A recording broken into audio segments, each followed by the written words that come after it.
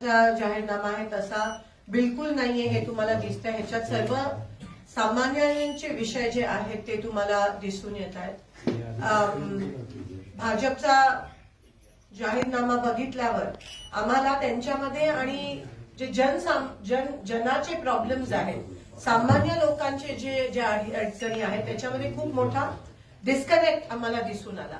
भाजपचं प्रत्येक धोरण जे आहे ते आणि जे सर्वसामान्यांची धोरणं आहेत, सर्वसामान्यांच्या ज्या मागण्या त्याच्यामध्ये खूप मोठी एक तफावत दिसून येते, डिस्कनेक्ट दिसून येतं।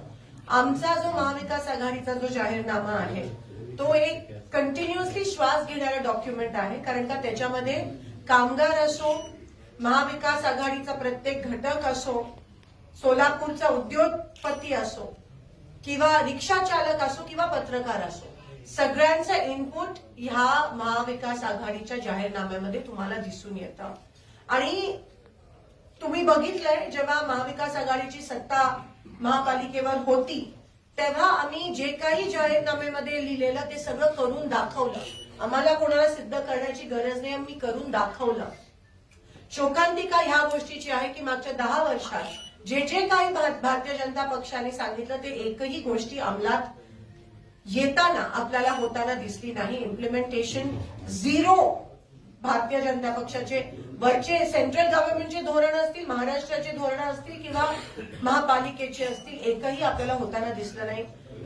गेले 9 वर्ष इलेक्शन झाले नाहीये, गेले 5 वर्ष ऍडमिनिस्ट्रेटर नेमले असल्या कारण, जनरल बोर्ड नाहीये, लोकप्रतिनिधी नसल्या कारण मनमानीचा कारभार आपल्याला महापालिकेत दिसून आला, ज्याच्यामुळे नियंत्रण ठेवणारं जनरल बोर्ड झालं नसल्या कारण खूप मोठ्या प्रमाणात भ्रष्टाचार आपल्याला महानगरपालिकेत दिसून आला।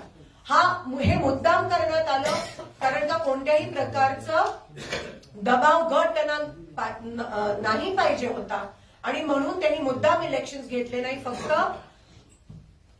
भ्रष्टाचार करण्याचं आणि टेंडर उचलण्याचं आणि पैसे कमवायचं एक मशीन महापालिकेमध्ये होतं आणि मशीन म्हणून, त्या मशीनरी म्हणून महापालिकेने आणि प्रत्येक अधिकाऱ्यांनी काम केलं। त्या भाजपचं ते एक महत्वाचं धोरण होतं की आम्हाला इलेक्शन्स नकोय, ऍडमिनिस्ट्रेटर पाहिजे आणि पाहिजे तशी मनमानीचा कारभार आम्ही महापालिकेत करू। हे सिद्ध झालं मागच्या 9 वर्षात भाजपने तेवढं काम केलं।